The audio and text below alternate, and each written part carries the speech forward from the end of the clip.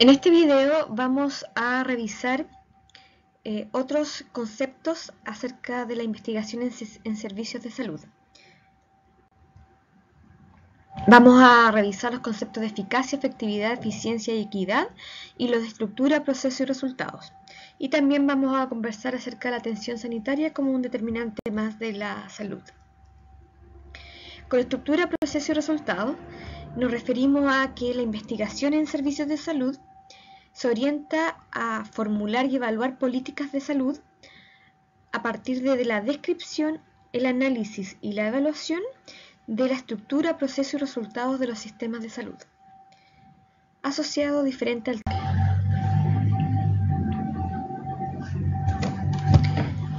El concepto de estructura se refiere a la disponibilidad, a la organización y al financiamiento de programas de salud y de recursos sanitarios, a las características de las poblaciones a las cuales se atienden y el entorno físico, social y económico a los que están expuestos la población de referencia.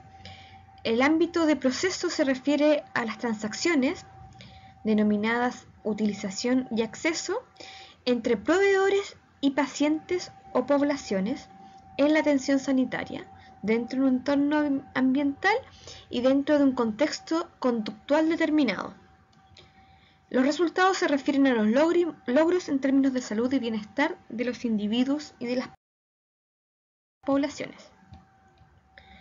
En este esquema están los tres elementos de la estructura, que es el sistema de salud, la población y el entorno.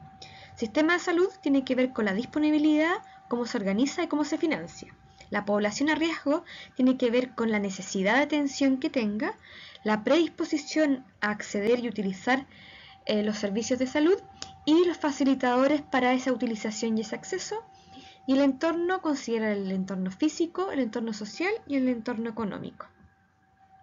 Tanto el sistema de salud como la población a riesgo generan y redundan en un tipo de acceso, de utilización y de satisfacción con los servicios recibidos. La población a riesgo y el entorno en el que está presente dan cuenta de una exposición a ciertos factores de riesgo que pueden estar vinculados al medio ambiente o factores de riesgo vinculados al comportamiento. La articulación entre estos factores de riesgo y el acceso y utilización y satisfacción están asociados a los aspectos de proceso. Los resultados tienen que ver con los resultados de salud y bienestar en los pacientes y la comunidad.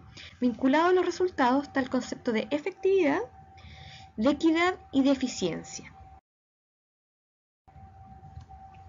La estructura del sistema de salud considera estos tres elementos que hablábamos: la disponibilidad, la organización y el financiamiento, cómo se financian las actividades de salud.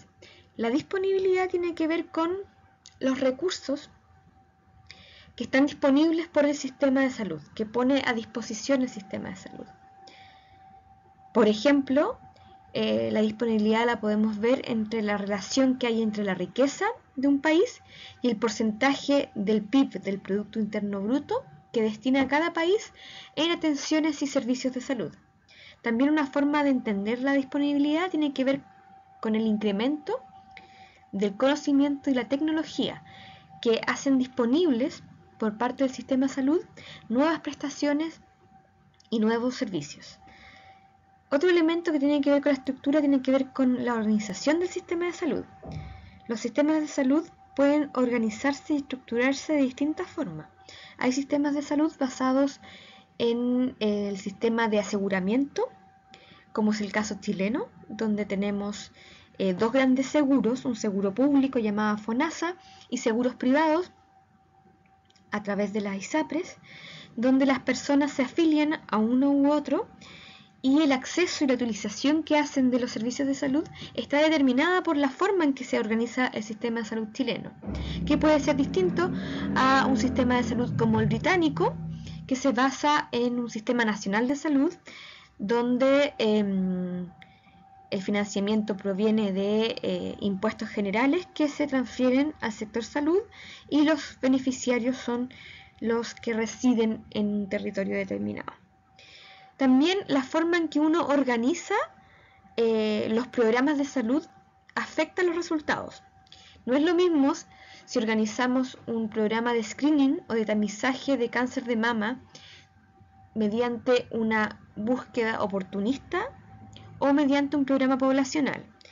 La búsqueda oportunista consiste en que aprovechamos cuando una mujer se acerca o consulta al sistema de salud y en esa oportunidad se aprovecha de hacerle una mamografía para poder detectar algún inicio incipiente de un cáncer de mama para poder tratarlo y mejorar el pronóstico.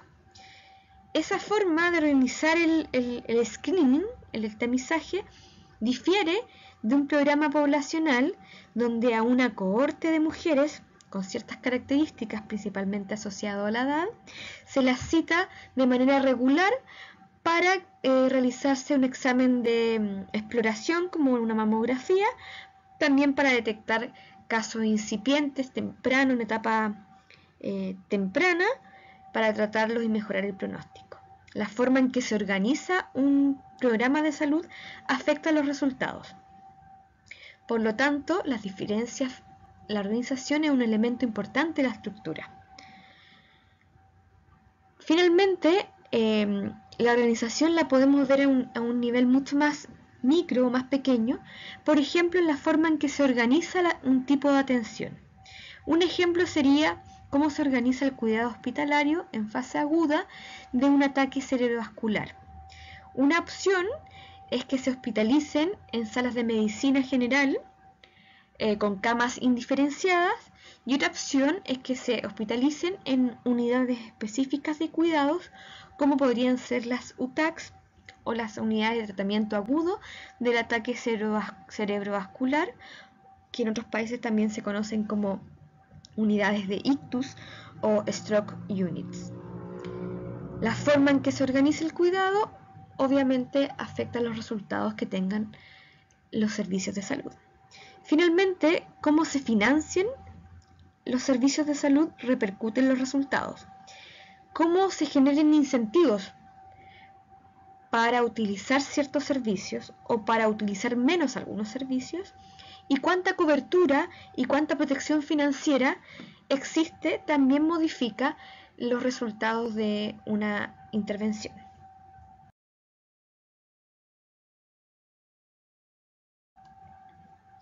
Con respecto al proceso, nos referimos a las transacciones que se dan entre proveedores y pacientes, usuarios y población, y que redundan y se traducen en un tipo de acceso y un tipo de utilización y un grado de satisfacción y de legitimidad del sistema y que evalúa a los propios usuarios.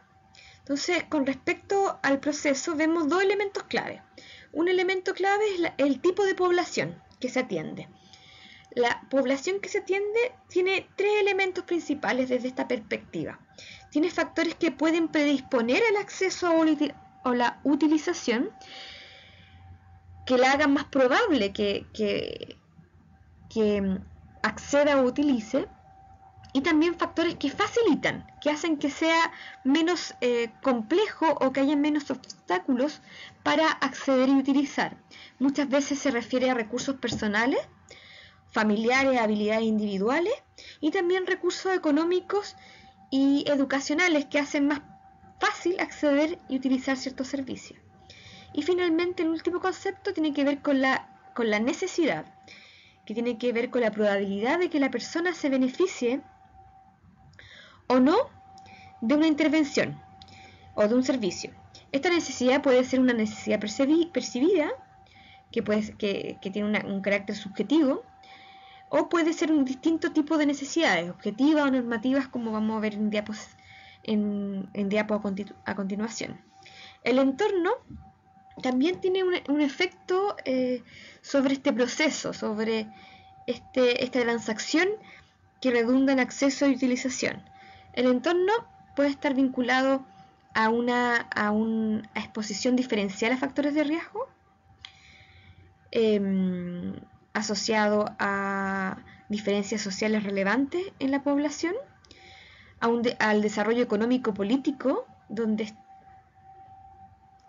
está inmersa la población, que tiene una predisposición, un grado de factores que facilitan su uso y un nivel de necesidad, y un entorno inmediato físico que modifica obviamente las posibilidades de acceso y de utilización. Qué tan cerca estamos de un centro de alta con capacidad resolutiva, qué tan cerca estamos de una sala, un servicio de urgencia, etcétera. Con respecto a los resultados tenemos tres conceptos: el concepto de efectividad, de eficiencia y de equidad. Acá hicimos una distinción en dos niveles de análisis: un nivel micro o clínico, que se sustenta en el individuo, principalmente en pacientes, porque estamos hablando de atención de salud, y un nivel macro o de población.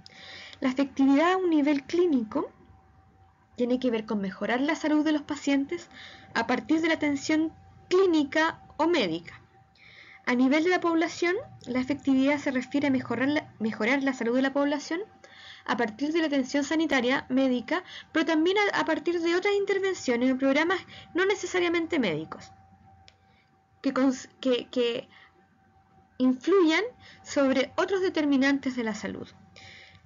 El segundo concepto tiene que ver con la eficiencia. La eficiencia a nivel individual se refiere a la combinación de recursos para obtener el mejor resultado para el paciente específico con el menor costo. A nivel poblacional se refiere a combinar los recursos para maximizar la salud de la población, considerando que los recursos son limitados y escasos. En este punto es cómo hacemos para alcanzar el mayor nivel de salud para la población, asumiendo que no tenemos recursos ilimitados. La equidad, finalmente, a nivel clínico o individual, tiene que ver con maximizar la equidad en la distribución de recursos entre subgrupos, que significa optimizar la forma en que se distribuyen los recursos asistenciales entre distintos subgrupos de personas, de pacientes, de manera que sea lo más equitativo posible. A nivel poblacional, es minimizar las diferencias evitables y que consideramos injustas en el grado de salud entre subgrupos de población. O sea, disminuir las brechas que hay, por ejemplo, en resultados de salud por grupo étnico, por nivel socioeconómico, por lugar en que habita, por territorio, o por otras variables que estratifiquen o donde encontremos que hayan diferencias en salud que no sean éticamente aceptables. Ahora vamos a hablar con más detalle de estos tres conceptos, de la efectividad, de la eficiencia y la equidad. Para hablar de la efectividad tenemos que hablar acerca de la eficacia. La eficacia es el grado en que una intervención, procedimiento o servicio produce un resultado beneficioso en condiciones ideales. Las condiciones ideales se logran principalmente a través de ensayos clínicos randomizados, que son los estudios desde los cuales uno saca y obtiene las estimaciones de eficacia. ¿Qué característica tiene un ensayo clínico aleatorizado? La población que participa, o sea, los individuos que participan en un ensayo clínico, están muy bien seleccionados y muy bien definidos. Por eso en los ensayos clínicos es muy relevante los criterios de inclusión y de exclusión.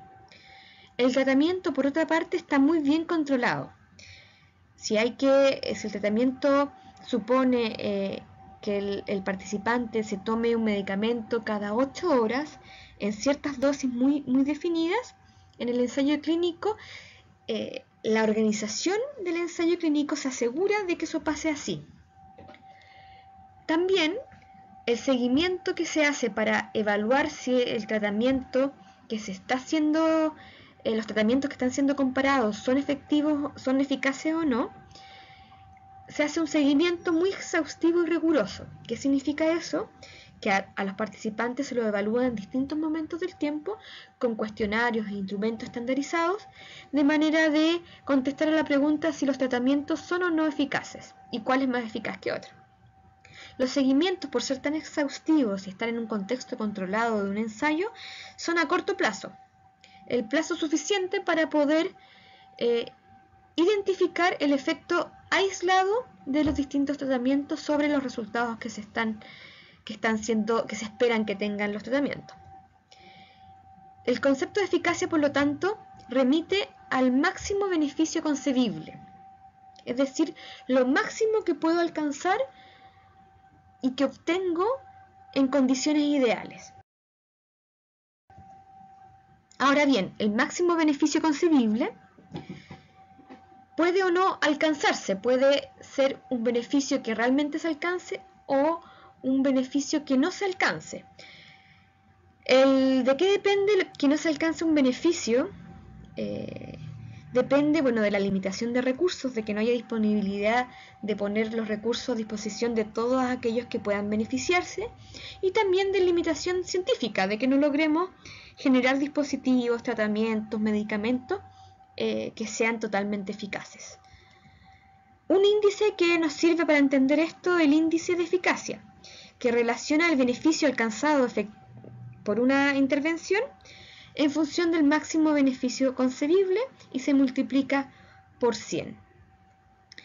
Entonces, eventualmente, si pensamos que se podría alcanzar con un medicamento, podríamos reducir o remitir el dolor en un 100%, nosotros consideramos que el beneficio que alcanzamos es la eficacia que tiene el tratamiento, que puede ser de 70 sobre 100, que equivale a un 70%. El concepto de efectividad va muy de la mano al concepto de eficacia. La efectividad se refiere al grado en que una intervención, procedimiento, régimen o servicio produce un resultado beneficioso en circunstancias reales, o sea, en la práctica clínica. Sabemos que la práctica clínica no es igual a la práctica o al tratamiento que podemos hacer en un ensayo clínico aleatorizado y controlado. Las estimaciones de efectividad se basan principalmente en los resultados de estudios observacionales que observan la realidad tal cual sucede, preferiblemente de una amplia base poblacional, o sea que incorporen distintos tipos de pacientes y con pocas restricciones en función del tipo de paciente que se incorpora. ¿Por qué? Porque la práctica clínica habitual hay que atender y hay que tratar a las personas que tienen distinto grado de adherencia al tratamiento, pueden tener un mix de comorbilidades muy complejo, pueden tener condiciones sociales o educacionales distintas, y eso es parte de la realidad, es parte de la práctica clínica habitual. Y eso se observa a través de estudios observacionales como un estudio de cohorte, un estudio de caso control, etc. Cuando hablamos de efectividad, hablamos de beneficio alcanzable. ¿Cuál es el beneficio que realmente podemos alcanzar en la realidad? El máximo beneficio alcanzable es lo máximo que podemos lograr. Podemos distinguirlo en lo que realmente alcanzamos y lo que no alcanzamos. Lo que no alcanzamos tiene que ver con que en la práctica clínica se dejó de hacer algunas cosas que tenían que hacerse, o bien no se hizo lo que tenía que hacerse. Por ejemplo, para lograr el máximo beneficio alcanzable era necesario que los pacientes fuesen sometidos a un test de deglución para identificar riesgos de disfagia en pacientes con ataque cerebrovascular. No hacer eso puede afectar el máximo beneficio alcanzable, y es un error por omisión, por no hacer alguna práctica que estaba recomendada e indicada. Cuando hablamos de efectividad, lo transformamos en un índice, en un número, que nos ayuda a entender este concepto, donde se trata de un porcentaje, donde en el denominador va el máximo beneficio alcanzable y en el numerador está el beneficio efectivo, el beneficio que se alcanzó. Entonces, si el máximo beneficio alcanzable era de 70% se compara con el beneficio que se alcanzó en la aplicación del tratamiento, que puede haber sido del 40%, y esa relación se multiplica por 100 para tener expresarlo en términos porcentuales. Ahora, ¿de qué depende la efectividad? ¿Qué tan alta o qué tan baja sea la efectividad? Depende inicialmente de la eficacia, porque la eficacia es el máximo beneficio concebible, el máximo beneficio que se puede alcanzar cuando todos los factores que intervienen entre el tratamiento y el resultado están siendo controlados. Está controlado el tipo de participante, el cumplimiento del proveedor, el grado en que la persona cumple las indicaciones del tratamiento, etc. Otros determinantes de la efectividad son los siguientes: la precisión con que se detecte y se diagnostique y se pueda hacer la indicación terapéutica afecta la efectividad. También afecta el cumplimiento del proveedor, el cumplimiento del paciente, que se habla de adherencia, que tanto adhiere el paciente al tratamiento, la cobertura, cuando tenemos una cobertura muy baja, la efectividad de la posibilidad de alcanzar el beneficio que podría alcanzarse en las condiciones reales es más baja. El grado en que se utilicen los servicios, si se utiliza muy poco, claramente la efectividad baja. La disponibilidad de servicios, que estén disponibles, que se puedan ser usados, y la aceptabilidad de los servicios y las atenciones.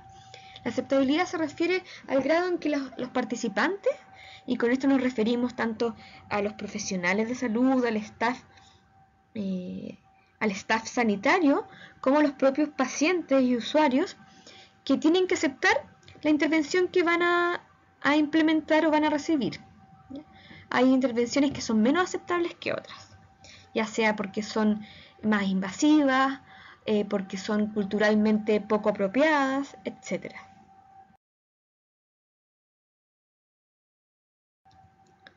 Acá vamos a ver un ejemplo de los determinantes de la efectividad. El ejemplo es un tratamiento para la hipertensión. Esta fila nos muestra los distintos componentes, incluido la eficacia. La eficacia del tratamiento, que se demostró y se alcanzó con un ensayo clínico randomizado, donde se arrojó que el máximo beneficio concebible que podríamos alcanzar en condiciones ideales era del 76% de reducción de la hipertensión. Ahora, esto es en condiciones ideales. Luego, tenemos otros factores que operan en la práctica clínica. El diagnóstico de hipertensión es muy exacto, sin embargo, igual hay un 5% de error en el diagnóstico, lo que afecta obviamente la eficacia. Por otra parte, vemos que el proveedor, o sea, el staff y la institución que tiene que proveer la intervención para reducir la hipertensión, no cumple el 100%, cumple en un porcentaje más bajo.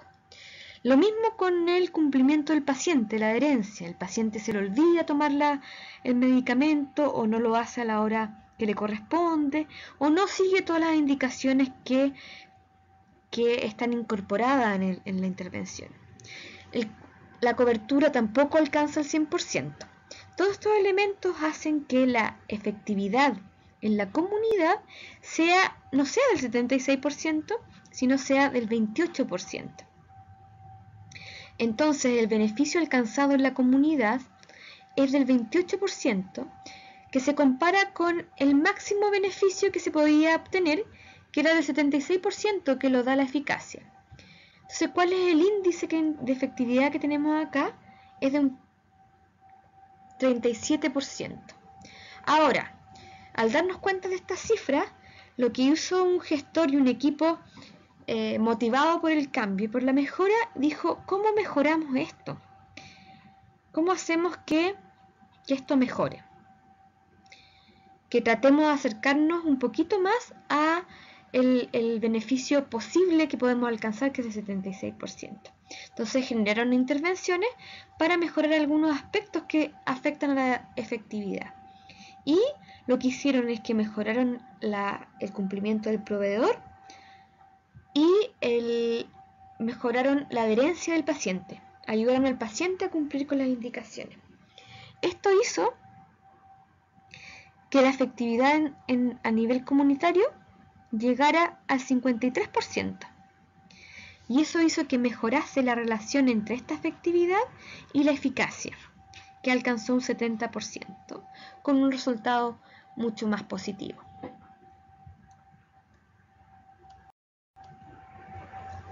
Ahora vamos a hablar del concepto de eficiencia. La eficiencia se refiere a conseguir el máximo valor. Este valor no es en términos monetarios, sino en términos de salud, en un contexto de recursos limitados y de tecnología que también es limitada. Hay dos formas de entender la eficiencia. Una forma es la eficiencia de asignación, que tiene que ver con asignar los recursos para obtener los resultados que son más valorados por la población o la sociedad, o sea, los resultados en salud más valorados. Esto tiene que ver con asignar bien los recursos a lo que genere más valor para la sociedad. Otra forma de entender la eficiencia es la eficiencia productiva, que tiene que ver con producir el mejor resultado al mínimo costo posible. La eficiencia tiene que ver con maximizar la relación entre el beneficio y el costo, es decir, tratar de aumentar o mantener el beneficio y reducir el costo. Desde esta perspectiva, cuando nos situamos en la eficiencia, en el beneficio, en esta parte, estamos pensando en la eficiencia de asignación. Quiere decir que vamos a tratar de asignar los recursos a aquello que tiene resultados en salud más valorados por la población, es decir, aumentar este beneficio. Cuando nos situamos en la eficiencia productiva, lo que hacemos es tratar de lograr el mismo beneficio, que es en salud, al menor coste o costo posible, usando la menor cantidad de recursos, ya sea financieros, humanos, de capacitación, de infraestructura, insumos, etc. Finalmente vamos a hablar del concepto de equidad, otro concepto asociado a investigación en sistemas de salud. Equidad tiene que ver con el grado en que los servicios de salud son asequibles para las personas que lo necesitan. Acá hay dos conceptos que son muy importantes, que están marcados con rojo. Uno, el concepto de accesibilidad o de acceso, y el otro, el de necesidad. Por lo tanto, vamos a conversar acerca de estos dos conceptos. La necesidad se puede definir de distintas formas. Una necesidad objetiva tiene que ver con que la persona cumple algún criterio objetivo que se asocia a que se puede beneficiar de una intervención. Por ejemplo, un criterio objetivo es que todas las personas que tengan cataratas, que es una enfermedad degenerativa asociada al proceso de envejecimiento, y que tengan una agudeza visual menor a 0,5, se pueden beneficiar de la operación de cataratas, que lo que hace es que extrae el cristalino que está dañado y pone un lente, una prótesis, un lente para resolver el problema y mejorar la agudeza visual. Entonces, todas las personas que cumplan los criterios objetivos de padecer catarata y de tener una agudeza visual menor a 0,5 pueden beneficiarse de la intervención quirúrgica de cataratas y estarían necesitando esta intervención. Otra forma de definir la necesidad tiene que ver con la percepción, que es un elemento subjetivo y que una persona puede necesitar objetivamente una intervención de cataratas, pero puede ser que su percepción sea que no la necesita, o al revés, alguien que no cumple los criterios de una necesidad definida objetivamente, pero sí percibe que sí la necesita y que sí eventualmente se beneficiaría de esta intervención. Finalmente, hay una forma de definir la necesidad que es, se habla de una necesidad normativa comparativa. Normativa quiere decir con que se define un criterio y todos quienes cumplen ese criterio necesitan de la intervención. Por ejemplo, se define que todos los niños nacidos necesitan estar bajo control del niño sano durante un periodo de tiempo y que se le hagan una serie de intervenciones, porque se ha demostrado de que ese conjunto de intervenciones genera un beneficio para la salud del niño. Entonces se hace una declaración, una norma que define que todos quienes estén bajo esa situación necesitan de una intervención y se pueden beneficiar de ella. Muchas veces la necesidad normativa se define en términos comparativos. ¿A qué se refiere esto? Es que si un territorio o un grupo tiene una necesidad específica y está haciendo uso y accediendo a una intervención, por ejemplo, accede a una cantidad de cirugías para reemplazo total de la articulación de la rodilla en caso de artrosis severa que involucra discapacidad y dolor. Si un grupo accede a eso en una tasa de 10 por 1000 personas con artrosis severa, si ese mismo nivel de acceso debiese ser el que tiene otro territorio de similares características. Es una forma comparativa y normativa de establecer una necesidad. El otro concepto que tenemos que conversar es acerca del acceso. El acceso se puede definir de distintas formas y se puede modular de distintas formas y tiene un impacto en términos de equidad. Podemos definir que va a haber servicios mínimos y básicos para todos, que garanticen que todos se benefician alcanzan un mismo nivel de beneficio en alguna área. Entonces se define un mínimo básico para todos, que todos alcancen por lo menos el mínimo básico. Así el acceso se define en función de un mínimo para todos, básico que cumpla ciertas garantías y ciertos resultados en salud. Otra forma de definir el acceso es definir que la utilización va a ser igual frente a la misma necesidad. Por ejemplo, si una persona, un adulto mayor en Iquique tiene cataratas y una agudeza visual menor a 0,5, tiene que utilizar la cirugía de catarata de la misma forma como un adulto mayor que vive en la región metropolitana, en la comuna de Vitacura o de Las Condes, que tiene el mismo nivel de agudeza visual y también tiene cataratas. Entonces, frente a la misma necesidad, misma utilización. Si alguien tiene más necesidad, utiliza más, y alguien tiene menos necesidad, utiliza menos. Otra forma de modular el acceso es a través de maximizar a los que están peor. Esto es como equilibrar la balanza. Personas que están en una situación sanitaria más desfavorecida, uno puede darle más acceso para que utilicen más una serie de prestaciones de manera de nivelar y equilibrar la balanza. Entonces, darle más a los que peor están. Otra forma también de modular el acceso es maximizando la utilidad poblacional. Esto nos referimos que no vamos a maximizar el beneficio de cada individuo o de un individuo en particular, sino que vamos a generar acceso a aquellas o un mayor acceso a aquellas intervenciones que generen más valor a nivel poblacional. Por ejemplo, de aquellas intervenciones que reduzcan en mayor medida los años de vida perdidos por discapacidad. O sea, si se demuestra que a nivel poblacional es mejor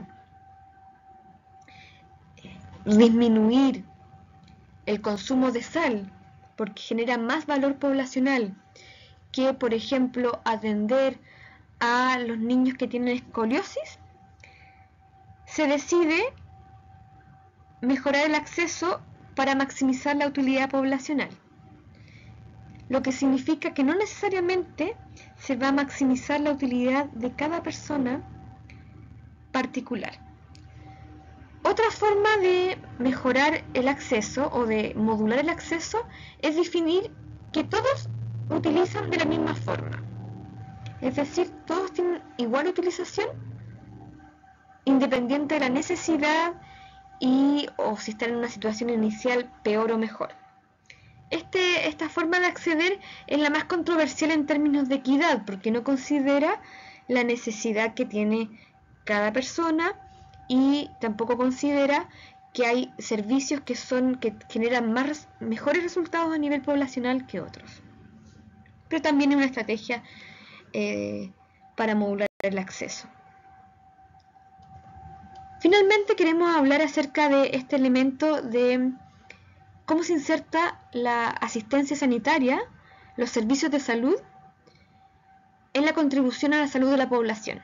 Y acá vamos a ver dos perspectivas. La perspectiva clínica tiene que ver con centrarse en la atención sanitaria. Y acá es válido lo que hemos hablado de estructura, proceso y resultados, y se centra en el sistema, en la institución prestadora y en el paciente y su familia. Es una mirada que se centra en la atención sanitaria. La perspectiva poblacional además considera otros elementos, que son el ambiente, que puede ser ambiente social, económico, político, no solamente el ambiente físico, la biología, la herencia, la respuesta biológica individual y también la herencia o la genética con la que no es un factor modificable, al menos en un ciclo vital, y finalmente los comportamientos, los hábitos, las decisiones que toman las personas en la comunidad y que afectan a la salud. Acá les presento otro modelo donde acá está el cuidado sanitario, la asistencia sanitaria, y es parte de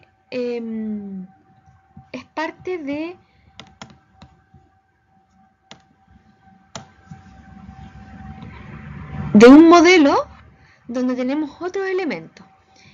La asistencia sanitaria afecta a la enfermedad,